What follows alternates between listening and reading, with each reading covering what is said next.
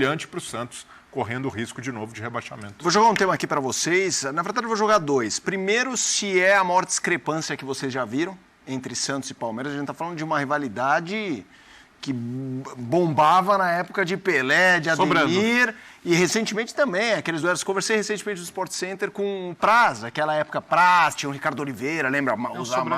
Então, se é a maior discrepância. E se vocês estão surpresos, e o Palmeiras vai falar, não é possível que o cara vai falar surpreso do Palmeiras, mas de um time que ganhou tudo, mas perdeu Scarpa e Danilo, é muita coisa. Esse começo, essa intensidade, esse ritmo, logo no início, Paulistão não é referência, mas estamos falando de clássicos, teve Supercopa, então até se puderem começar com essa segunda, surpreende, o Palmeiras já está tapando essas lacunas com alguma, permitindo o torcedor imaginar que rapidamente Scarpa e Danilo poderão, entre aspas, ser esquecidos? Vai lá. Eu acho, o Mota, que é muito cedo para a gente dizer que já resolveu as lacunas. Não é agora que a gente vai entender isso. Isso é a médio e longo prazo. Ele deu o jeito para o momento. Ele ajustou o meio-campo, fez mudanças de posicionamento, Zé Rafael mais centralizado, permitindo ao menino abrir um pouco mais pela direita, pisar mais na frente, chegar, trazendo um pouquinho mais o Veiga para fazer um 4-3-3 ali. O ataque ainda não está resolvido. Como a gente falava agora há pouco, o Endrick não está correspondendo. Porque, matematicamente, você tira o Scarpa e entra o Endrick no time. Não é isso? Isso não está completamente resolvido. Porque o Endrick não está conseguindo ter um desempenho parecido com o que o Scarpa teve. Mas e aqui a coletividade funciona. E aí cresce. Hoje o Palmeiras voltou a fazer gol de escanteio. Os 2 primeiros gols foram de escanteio. Foram 18 no Campeonato Brasileiro do ano passado. E esses gols fizeram toda a diferença. E os escanteios eram batidos pelo Scarpa. Sim. Não tinha feito nenhum esse ano. Fez 2 hoje. Um batido pelo Veiga, outro batido pelo menino.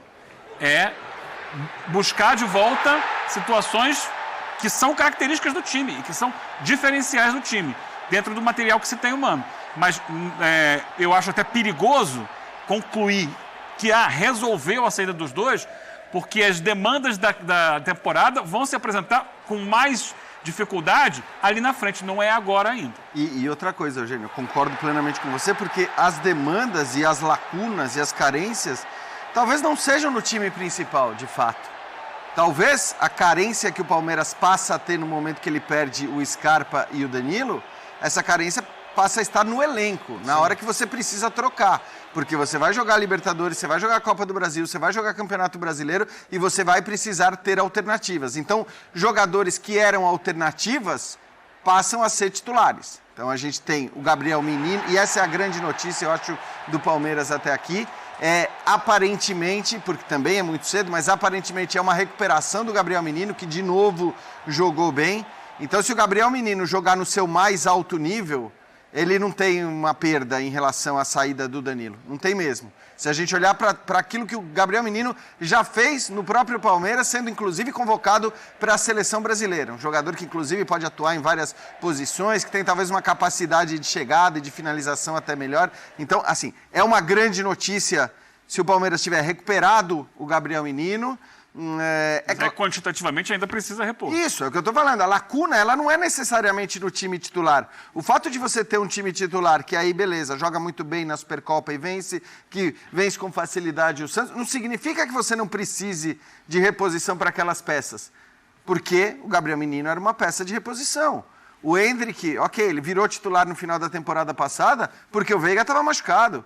Senão não teria sido assim, ele teria sido uma alternativa no banco. Legal, tá pintando o Giovani, vamos falar muito dessa coisa Giovani Endrick ainda, e aparentemente ele vai ser uma alternativa, mas daí a dizer que são soluções não só para o time, mas para o elenco, eu acho realmente muito cedo. Então, tudo bem, entendo a lógica do Palmeiras de vamos avaliar o campeonato estadual e o desempenho desses garotos para ver com quem a gente pode contar, com quem não pode. Essa é a lógica lá, tá? A lógica é esperar um pouco do campeonato estadual, pelo menos, para ter uma noção do que você pode contar ou não, para aí sim ir ao mercado. E aí a gente vai poder discutir melhor. Mas não acho que o fato do menino, e mesmo que o Giovani entre e continue estourando, os dois jogarem muito bem, significa que o Palmeiras não precisa de reforços para o seu elenco. Ô, Jean, em termos de notícia, é claro que o Gabriel Menino tendo uma sequência importante, mas até pela reação do torcedor no estádio, eu vejo o Giovani mais impactante. Ah, sim, não, ele é mais notícia, você tem razão. Não é notícia, assim, é um fato muito positivo o Gabriel Menino. Eu acho que é muito um momento. Uma semana atrás, depois do jogo com o Flamengo, a notícia era o Gabriel Menino. Sim. Porque ele foi o grande vencedor individual daquele jogo. Ele, levantou o dedo e falou, tô aqui. Sim. Hoje, depois dos jogos do meio de semana com o Mirassol e hoje com o Santos, aí é o Giovani que levanta o dedo e fala, aparecer. E tem um contexto também, que é o fato do Gabriel Menino ter tido oportunidades no fim do ano passado e já mostrado uma outra pegada, um outro foco, e agora já entra, para mim ele era o primeiro da fila nessa sucessão ao Danilo, e queira ou não, tem o Jailson, na pior das hipóteses um Fabinho, não é um deserto na posição. Na ponta, eu vejo que é muito importante ter um jogador como o Giovani, nem tanto por ser da base, por ser jovem, a projeção que ele tem, mas muito pela necessidade do Palmeiras, de ter uma alternativa por ali. Não dá para contar só com o trio, Endrick, Rony e Dudu. Em algum momento precisa descansar o Dudu, em algum momento o Abel precisa de variação. Então, ter o Giovani, um jogador que parte para cima, um jogador mais insinuante de velocidade, já quebra um pouco o início, que era meio preocupante para o torcedor do Palmeiras, de ver Rafael Navarro e Breno Lopes atuando pelas pontas, sendo as primeiras opções do ataque. Então, o Giovani desabrochando, 2 assistências, marcando o gol agora, e numa jogada também do Rony, né, ali como uma referência, é importante dar confiança e dar principalmente algo que um treinador como o Abel pede, que é olhar para o banco e falar, aqui eu mexo com a característica do time, eu posso surpreender o adversário com a escalação inicial. Entendo o ponto do Eugênio, né, sobre o Endrick. Para mim, esse problema não passa pelo Endrick. Como desempenho hoje, eu nem entendo que ele foi mal. Também acho. O Endrick, até ele, mais uma vez, prova que consegue jogar no time principal, ele aguenta a pancada. Com o Bauerman, por exemplo, o Bauerman é um zagueiro forte.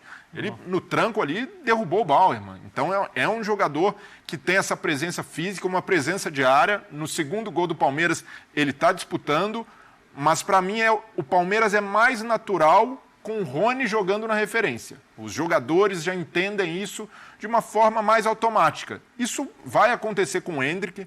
Para mim, ainda não é o momento de barrá-lo. O Abel tende a ser cuidadoso, até aproveitar o Campeonato Paulista e essa folga que o Palmeiras já construiu para tentar azeitar esse time. Mas mesmo o Giovani surgindo, ainda acredito que essa formação com os 3 na frente, o Endrick lá, pode funcionar. Mas hoje ainda eu falei, é mais... Brilha, não é urgente isso. Não, exato. Porque o time está funcionando. E eu acho que tirá-lo do time agora, até psicologicamente, pode ser alguma coisa gera uma notícia, né? O Endrick deixou de ser titular. Para ele mesmo, assim, para o desenvolvimento dele. Porque ele está vendido, ok, mas enquanto ele não vai, ele é importante para o Palmeiras. Claro. Então, até assim, dar um passo atrás é ruim, gera essa questão que fica no ar para todo mundo. E para ele pode reagir com alguma timidez, baixando um pouquinho a concentração. Por isso eu falei, não é urgente. Mas pode... Por exemplo, que é um jogo muito mais difícil.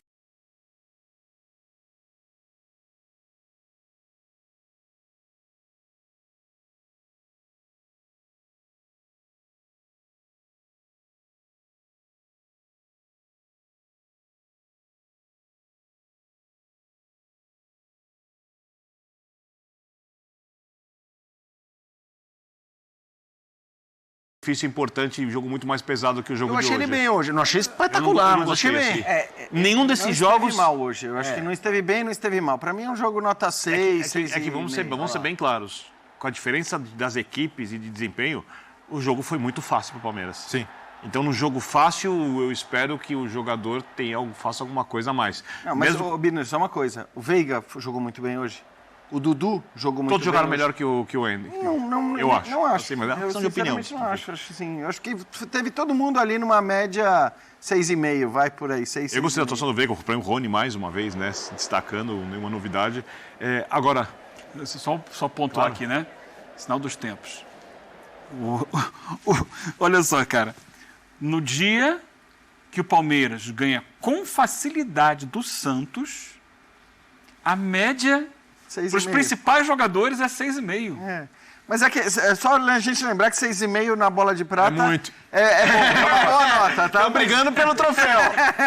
Mas assim, para Sim. a realidade... Uma atuação bem...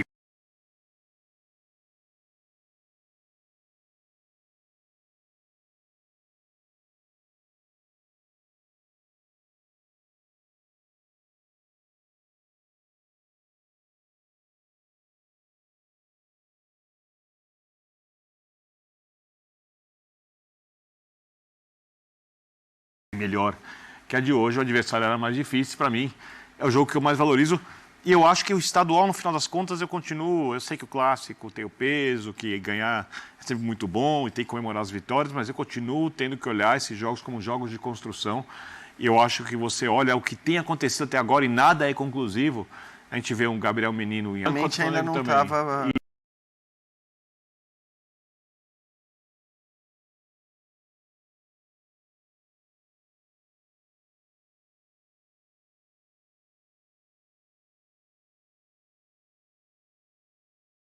Isso. Não estava 100%. E a gente vê ele crescendo. E pode ser um reforço ao longo da temporada. O estadual serve para isso. O Gabriel Menino reencontrando seu melhor futebol, o estadual serve para isso. A questão do Palmeiras é realmente o banco. Por exemplo, eu quero ver o Bruno Tabata jogando mais e jogando bem quando entra. Né? Ele que é a opção ali pelo lado, né, do campo, jogando um pouco mais adiantado. Nesse momento ele está atrás ou está à frente do Giovani? O Giovani já furou essa fila. Então são questões assim que... Agora, tem o estadual inteiro e ainda no começo de temporada e o grupo da Libertadores, Palmeiras, no nível que o Palmeiras tem hoje, não vai ser um grupo difícil, porque a Libertadores não apresenta times tão fortes assim na primeira fase, por conta da diferença de investimento das equipes sul-americanas e outras questões. O Palmeiras tem tempo. Eu acho que essa construção está de novo sendo muito bem feita, o time está coletivamente azeitado. Você olha, você pensa nos outros times, todos os times do futebol brasileiro, todos, que a gente assistiu até agora. O Palmeiras é, nesse momento, quem tem o coletivo mais redondo. De todos. Todos, sabe? E a tendência, quem tem o técnico ali... o nome disso é continuidade de trabalho. É que às vezes você continua... É continuidade de um bom trabalho. É que, por exemplo, o Fluminense tem continuidade. Tudo bem, o trabalho do Palmeiras é um trabalho mais antigo. O Fluminense ainda não chegou no nível nem próximo, coletivo, do que a gente viu ano passado. O Palmeiras não está tão distante assim. Acho que o que o Palmeiras não faz ainda tem a ver muito com a saída do Danilo, com a saída do Scarpa, com coisas assim que o Palmeiras... O Veiga não é, obviamente, ainda o Veiga da sua melhor fase, mas o Veiga já é um jogador muito útil. Então parece que está tudo muito... O Fluminense não é o né? assunto exatamente, mas ele tem encarado a temporada de outra forma. Ele ainda faz uma pré-temporada, alterna time titular. Mas o Palmeiras também. Não, o Palmeiras tem jogado jogos importantes. Mas tira o pé. Acho que... Jogos decisivos, a gente não está medindo aqui Não o joga... desempenho do Mirassol. Mas eu não...